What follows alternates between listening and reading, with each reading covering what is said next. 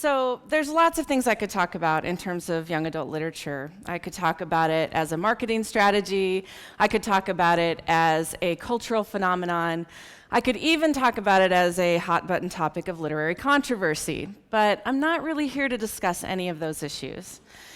What I'm here today to talk about is stories. So think about your favorite books or movies or TV shows from when you were 8 years old, if you can remember that far back. How about when you were 12? 16?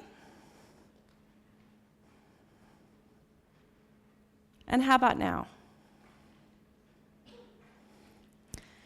These are some of my favorite stories from when I was younger. Hopefully some of them will be familiar to you. What are these stories about? Why did I love them? Well, they were about loss, grief, heartbreak, betrayal, change, connection, love, disillusionment, failure, friendship, good and evil, transformation. And here are some of my favorite books now. And what are these stories about? Oh, they're about loss, grief, heartbreak, betrayal, change, connection, love, disillusionment, failure, friendship, good, evil, transformation. Neil Gaiman says, the stories you read when you're the right age never quite leave you. And this is the power of stories. And that's true not just for stories we read, but also for the stories of our own lives. And that power does not depend on what age the protagonist is or whether or not the book was shelved in a section marketed towards teenagers. If a story has power for you, it has power both in spite of and because of these things. These are some of the young adult or YA books that have had power for me as an adult reader. Now, we could have all kinds of discussions about the quality of the writing, which is varied just like every other segment of the publishing world, or the maturity or moral complexity of the characters and stories, which is also varied just like every other segment of the publishing world. But the fact remains that these stories had power for me. They spoke to me. They contained truths I needed to hear. A Time magazine article from December of last year says that sales of young adult books are up 22.4%, and that 55% of the people buying these books are adults. But here's the kicker, 78% of those adults are buying the books to read themselves. So why are these people, who are clearly not the young adults that these books were marketed towards, why are they reading these stories in such large numbers? I think I can begin to answer that question by telling you why I love YA stories. Personally, I want to read and write about moments of transition, moments when people are on the razor's edge of who they were and who they're becoming. And there are lots of these moments in life: divorce, marriage, childbirth, the death of someone we love. But there's one of these that, if you get to grow up, is pretty universal, and that's the transition from childhood to adulthood. Now, in some places, it happens in an instant. They smear some paint and say a prayer, and the transition's complete. In other places, it's a little more arbitrary. You might reach a certain point of puberty or learn a particular skill, and you're an adult. In other places, and the US is certainly one of these, we sort of hand it out piecemeal. First, you get to drive, and then you can buy cigarettes or a gun. Then you can drink, and finally, at some point, you cross an invisible line and you get to be an adult. But the universal feeling of grieving for childhood and longing for adulthood, of feeling both excitement and fear about the unknown, freedom and pain that lies ahead, these are things all humans can relate to given the right stories, and young adult fiction tells its stories right smack dab in the middle of that universal transition.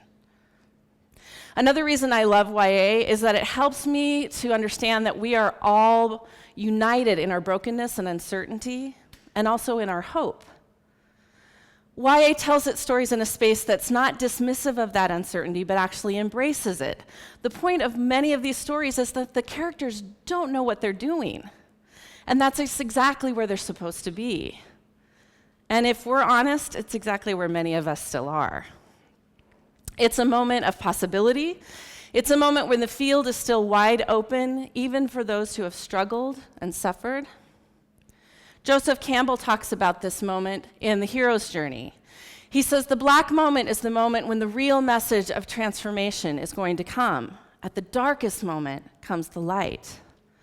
And we have lots of images to talk about this moment. The caterpillar becoming a butterfly, the leap of faith, trial by fire. But none of these images really address the fact that most of us will face this moment more than once in a lifetime. We need a way to become the heroes of our own journey again and again. Perhaps a more useful image is one of continual rebirth, such as the Ouroboros.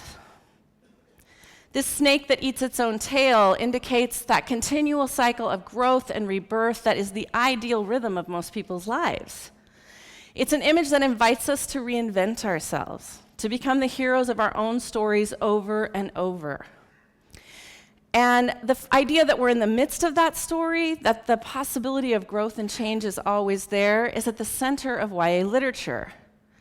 Even the darkest YA books have these glimmers of hope, of possibility, that sense that the characters hold a latent power that could change the course of a life, of a community, or of a world. And as adults, we need to be reminded of that moment. We need to be reminded of that power, that those possible outcomes still exist for the world and for us.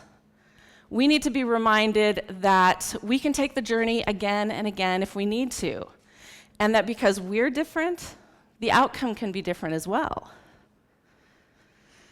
When I was 20 years old and a senior in college, I was doing what most seniors in college were doing. I was trying to figure out what I was going to do in May when my reprieve was over and I had to enter the real world, the adult world. What I really, really wanted to do was be a writer, but that just seemed absurd. So I did what any self-respecting student with a double major in English literature and French would do. I applied to grad school. Yeah, but here's the thing, I didn't get in. So then I decided to become a teacher, and that was a great decision. I loved teaching, and I was pretty good at it. But I became a teacher when I was 22, and by the time I was 40, that decision had kind of run its course. I was ready to try something else. I kept asking myself, what do I want to be when I grow up? Just like a video we saw earlier. What do I want to be when I grow up? Now, keep in mind, I was 40 years old. But I felt like I was right back in that moment of transition when I didn't know what to do or how to do it. Back then, I wanted to be a writer. And 20 years later, I still wanted to be a writer. So what did I do? I applied to grad school again. And I didn't get in again. I know, slow learner, right? That might explain the whole not getting into grad school thing. I spent 17 years in the classroom with kids, most of that time with teenagers, the young adults whose stories are told in young adult literature.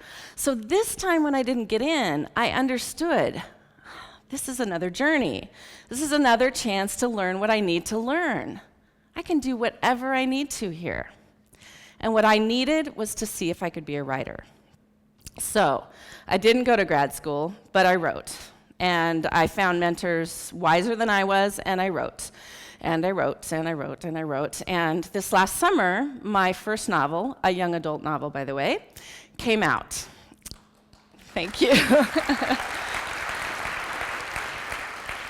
And I guarantee that would not have happened if I hadn't been a teacher, if I hadn't immersed myself day in and day out in that world of possibility and transformation that is the quintessence of being a young adult and is the heart and soul of young adult literature.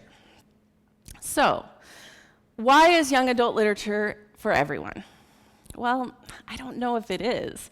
I don't know if there's any literature, any story even, that's for everyone.